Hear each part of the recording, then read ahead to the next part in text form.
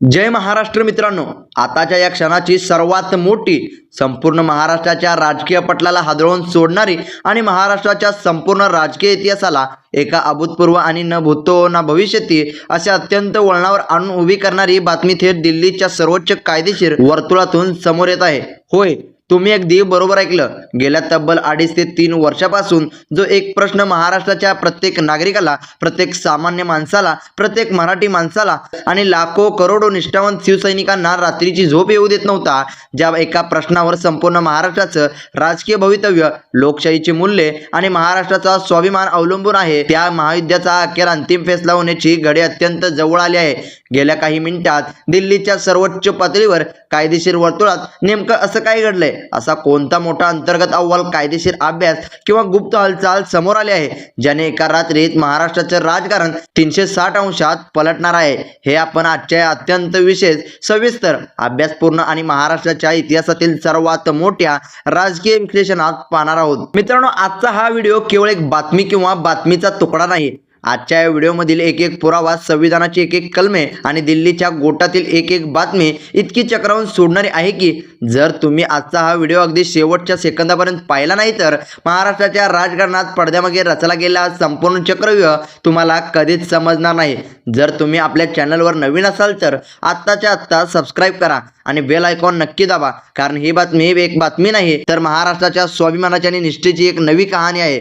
मित्रांनो, महाराष्ट्र समजून घेण्यासाठी आधी आपल्याला शिवसेना समजून घ्यावी लागेल. शिवसेना हे केवळ एक काही आमदारांचा किंवा खासदाराचा राजकीय पक्ष नाही. शिवसेना ही एक संघटना आहे. शिवसेना हा एक विचार आहे आणि शिवसेनेचं अधिकृत चिन्ह हे धनुष्यबाण. ही महाराष्ट्रातील करोडो शिवसैनिकांच्या रक्ताची, घामाची आणि मराठी अस्मितेची लढाई आहे. वंदनीय हृदय सम्राट बाळासाहेब ठाकरेंनी ज्या चिन्हाला आपल्या हाताने देवाऱ्यात पुजलं, ज्या चिन्हाच्या बळावर मराठी माणसाला मुंबईत आणि महाराष्ट्रात हक्क आणि न्याय मिळवून दिला, ते चिन्ह नेमकं कोणाचं? हा वाद केवळ न्यायालयाच्या 4 भिंतीपुरता किंवा तांत्रिक कागदापुरता मर्यादित राहिलेला नाही. गेल्या 2.5 वर्षापासून हा खटला सर्वोच्च न्यायालयात आणि कायदेशीर वर्तुळात अत्यंत गुंतागुंतीच्या वळणावरून जात आहे. संपूर्ण देशाचं लक्ष या खटल्याकडे लागले आहे. दिल्लीच्या घटनापीठासमोर तासनतास युक्तिवाद झाले, 10व्या अनुसूचीचे दाखले दिले गेले, संविधानाच्या कलमांची चिरपाड झाली आणि याच प्रदीर्घ थकवणाऱ्या प्रतीक्षेच्या पार्श्वभूमीवर आज अचानक दिल्लीतून एक अशी घडामोड घडली आहे ज्याची कल्पना कदाचित सत्तेच्या उभेत बसलेल्या बंडखोर गटाने किंवा त्यांच्या पाठीशी उभे असलेल्या महाशक्तीने स्वप्नातही केली नसेल. मित्रांनो, इतिहास हा खूप क्रूर असतो. तो स्वतःची पुनरावृत्ती करतोच करतो. हे समजून घेण्यासाठी आपल्याला फ्लॅशबॅकमध्ये जाऊन 2.5 वर्षापूर्वीच्या ज्या काळ्या रात्रीचा इतिहास समजून घ्यावा लागेल. आपल्या सर्वांना आठवत असेल की 2.5 वर्षापूर्वी महाराष्ट्राने लोकशाहीचा एक असा खेळ पाहिला ज्याने संपूर्ण जगाला चक्रावून सोडलं होतं. एका बाजूला महाविकास आघाडीचे सरकार सुरू होते. उद्धव ठाकरे मुख्यमंत्री म्हणून कारभार पाहत होते. कोविडच्या काळात, अत्यंत कठीण काळात ज्यांनी ज्या प्रकारे महाराष्ट्राला सांभाळलं त्याचं कौतुक देशात आणि परदेशात झालं. पण त्याच वेळी पडद्यामागे एक अत्यंत भयंकर कट रचला जात होता. सत्तेची हाव आणि दिल्लीच्या शक्तीचा पाठिंबा घेऊन तब्बल 40 आमदारांनी, काही खासदारांनी मिळून बंडखोरी केली. रात्रीच्या अंधारात आमदार पळवले गेले, सुरत गाठली गेली, तिथून गुवाहाटीच्या हॉटेलमध्ये जाऊन शक्ती प्रदर्शने केली गेले. बाळासाहेब ठाकरेंनी ज्या नेत्यांना सामान्य कार्यकर्त्यातून नेतं बनवलं त्यांनीच उद्धव ठाकरेंच्या पाठीत खंजीर खुपसण्याचा भाषा केली गेली. त्यानंच उद्धव ठाकरेंच्या पाठीत खंजीर खुपसण्याची भाषा केली गेली. शिवसेना पक्षात उभी फूट पाडण्यात आली. बाळासाहेबांनी रक्ताचं पाणी करून उभा केलेला पक्ष एका रात्रीत सत्तेच्या आणि पैशाच्या जोरावर दुसऱ्या गटाच्या ताब्यात गेला, असं चित्र निर्माण करण्यात आलं. निवडणूक आयोगाने तात्पुरता निर्णय देत नाव आणि चिन्ह दुसऱ्या गटाला बहाल केलं. त्या दिवशी प्रत्येक निष्ठावंत शिवसैनिकांच्या डोळ्यात पाणी होतं. पण मित्रांनो, राजकारणाचं आणि निसर्गाचं एक त्रिकालबाधित चक्र असतं. जे पेरलं तेच उगवतं. तुम्ही सत्तेच्या बळावर कायदे वाकवू शकता, यंत्रणावर दबाव आणू शकता, पण जनतेच्या मनातील निष्ठा कशी विकत घेणार? आज 2.5 वर्षानंतर परिस्थिती पूर्णपणे बदलली आहे. आता आपण या प्रकरणाच्या कायदेशीर आणि घटनात्मक बाजूकडे वळूयात. हा लढा केवळ राजकीय भाषणाबाजीचा नव्हता, तर हा लढा भारतीय संविधानाच्या अस्तित्वाचा लढा बनला आहे. सर्वोच्च न्यायालयात जेव्हा या प्रकरणाची सुनावणी सुरू झाली तेव्हा मुख्य प्रश्न हा होता की एखाद्या पक्षातील निवडून आलेले आमदार किंवा खासदार म्हणजेच मूळ राजकीय पक्ष असतो का? उद्धव ठाकरे यांच्या बाजूने नामांकित कायदेतज्ञांनी अत्यंत ठामपणे युक्तिवाद केला. त्यांनी न्यायालयासमोर स्पष्ट केलं की विधिमंडळ पक्ष आणि मूळ राजकीय पक्ष या दोन मूळ वेगळ्या वेगळ्या गोष्टी आहेत. आमदार किंवा खासदार या पक्षाच्या तिकिटावर आणि पक्षाच्या कार्यकर्त्यांच्या मेहनतीवर निवडून येतात.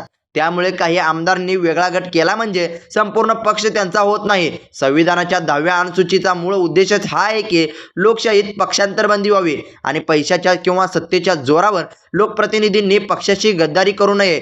जर या प्रकरणात बंडखोरांना मान्यता मिळाली तर देशातील लोकशाहीचा पाय आज खचून जाईल, असा युक्तिवाद न्यायालयात करण्यात आला आणि या युक्तिवादाने दिल्लीतील कायदेशीर वर्तुळाचे विचारही बदलून टाकले. आता आपण येऊयात आताच्या सर्वात मोठ्या, सर्वात धक्कादायक आणि आतल्या गोटातील घडामोडीवर.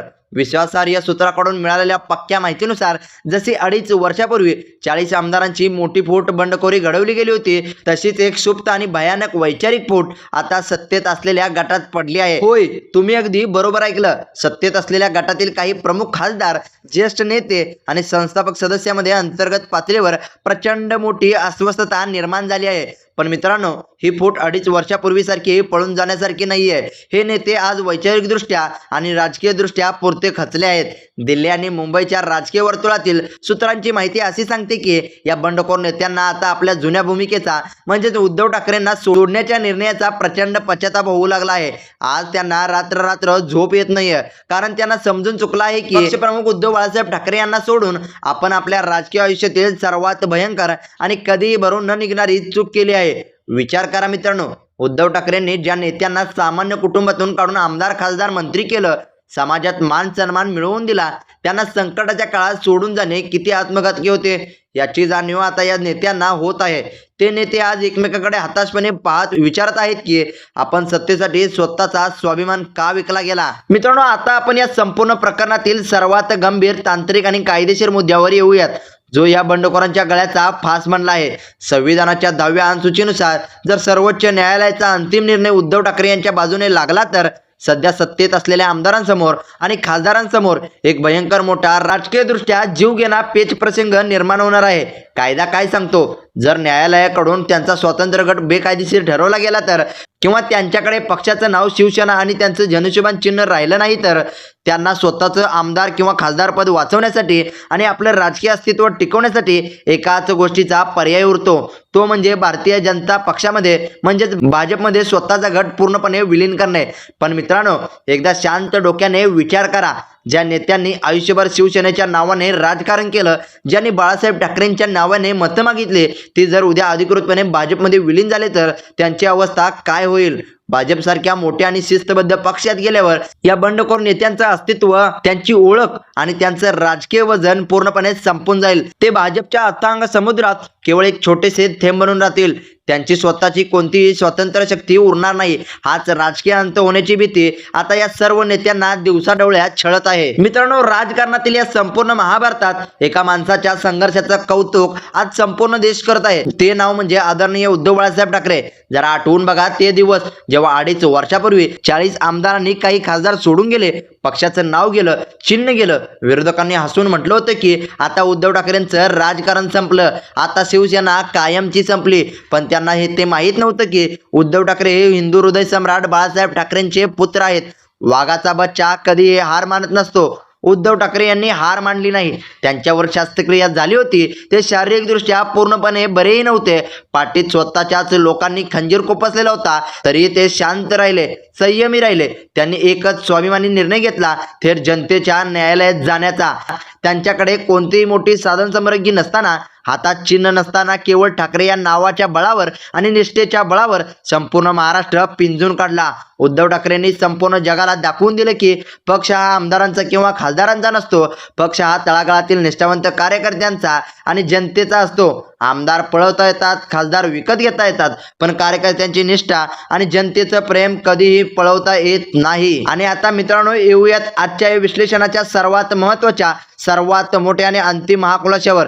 जी बातमी थेट दिल्लीच्या कायदेशीर गोटातून बाहेर आली आहे. एकनाथ शिंदे आणि उद्धव ठाकरे यांच्यामधील हा ऐतिहासिक आणि कायदेशीर संघर्ष जो अंतिम टप्प्यात आहे, त्याबाबत दिल्लीच्या सर्वोच्च कायदेशीर वर्तुळातून अत्यंत महत्त्वाची अधिकृत आणि सूत्रांची पक्की माहिती समोर आली आहे. गेल्या 2.5 वर्षापासून संपूर्ण महाराष्ट्राला ज्या प्रश्नाचे उत्तर हवे होते की शिवसेना हे नाव आणि अधिकृत धनुष्यबाण चिन्ह अखेर कायमचे कोणाला मिळणार, यावर आतापर्यंतचा सर्वात मोठा खुलासा झाला आहे.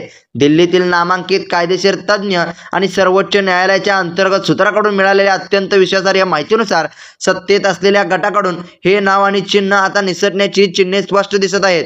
न्यायालयाने संविधानाच्या 10व्या अनुसूचीचा आणि लोकशाहीचा मूळ तत्वांचा सखोल अभ्यास केला असून ज्या उद्धव ठाकरेंनी एवढा मोठा कायदेशीर आणि नैतिक संघर्ष केला त्या उद्धव ठाकरे यांच्या पक्षालाच शिवसेना हे नाव आणि अधिकृत धनुष्यबाण चिन्ह पुन्हा एकदा अधिकृतपणे मिळण्याची दाट शक्यता आता वर्तवण्यात येत आहे.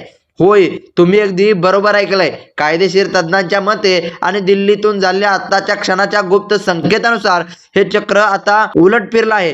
हे धनुष्यबाण चिन्ह आणि शिवसेना नाव पुन्हा एकदा अत्यंत सन्मानाने मातोश्रीवर म्हणजेच उद्धव बाळासाहेब ठाकरे यांच्याकडे जाणार असल्याचं चित्र स्पष्ट पाहायला मिळत आहे. हा महाराष्ट्रातील जनतेच्या निष्ठेचा सर्वात मोठा विजय मानला जात आहे. तर मित्रांनो, आजच्या या विशेष विश्लेषणात आपण जे अत्यंत महत्त्वाचे मुद्दे पाहिले ते आपण थोडक्यात आता एकदा समजून घेऊयात. पहिला मुद्दा आहे दिल्लीतून सर्वात मोठा खुलासा. शिवसेनेच्या नावाबाबत सर्वोच्च कायदेशीर वर्तुळात अंतिम हालचाली वेगाने सुरू. त्यानंतर दुसरा मोठा खुलासा, धनुष्यबाण मातोश्रीवर परतणार. कायदेशीर पुराव्याच्या आणि संविधानाच्या 10व्या अनुसूचीच्या आधारे उद्धव ठाकरे यांचे पारडे जड दिसत आहे. त्यानंतर तिसरा महत्त्वाचा मुद्दा म्हणजे सत्तेतील गटात अंतर्गत फूट. पराभवाच्या आणि विलिनीकराच्या भीतीमुळे आमदारांमध्ये आणि खासदारांमध्ये पश्चातापाची लाट आहे. त्यानंतर चौथा मुद्दा म्हणजे जनतेची तीव्र रोष. मतदारसंघातील जनतेचा रोष पाहून बंडखोर नेत्यांचे दाबे जाणले आहेत. त्यानंतर पाचवा मुद्दा म्हणजे विलिनीकरणाची टांगती तलवार. कोर्टाचा निकाल विरोधात गेल्यास भाजपमध्ये विलीन होण्याशिवाय दुसरा पर्याय उरणार नाही. त्यामुळे स्वतःचे राजकीय अस्तित्व संपेल. त्यानंतर सहावा मुद्दा म्हणजे उद्धव ठाकरेंचा ऐतिहासिक संघर्ष. केवळ निष्ठा आणि जनतेच्या बळावर उद्धव ठाकरेंनी उभा केलेला लढा आज यशस्वी होताना दिसत आहे. मित्रांनो, जर हा निर्णय खरोखरच अधिकृतपणे जाहीर झाला तर हा महाराष्ट्राच्या इतिहासातील सत्तेचा, संविधानाचा आणि निष्ठेचा सर्वात मोठा विजय असेल. तुम्हाला काय वाटतंय? पक्षप्रमुख उद्धव बाळासाहेब ठाकरे यांना न्याय मिळायला हवा का? धनुष्यबाण चिन्ह आणि शिवसेना हे नाव उद्धव ठाकरेकडेच परत यायला हवं का? तुमची यावर काय प्रतिक्रिया आहे? तुम्हाला काय वाटतं हे आम्हाला खाली दिलेल्या कमेंट बॉक्समध्ये प्रामाणिकपणे लिहून कळवा. हा व्हिडिओ महाराष्ट्राच्या प्रत्येक नागरिकापर्यंत, प्रत्येक शिवसैनिकांपर्यंत जास्तीत जास्त शेअर करा. व्हिडिओला लाईक करा आणि महाराष्ट्राच्या राजकारणातील अशाच सर्वात आधी आणि खात्रीशीर घडामोडी पाहण्यासाठी आपल्या चॅनलला आत्ताच्या आत्ता सबस्क्राईब करा आणि बेल आयकॉन नक्की दाबा. भेटूयात पुढच्या एका अशाच माहितीपूर्ण आणि सखोल विश्लेषणात. तोपर्यंत पाहत रहा आपले चॅनल. धन्यवाद. जय हिंद, जय महाराष्ट्र.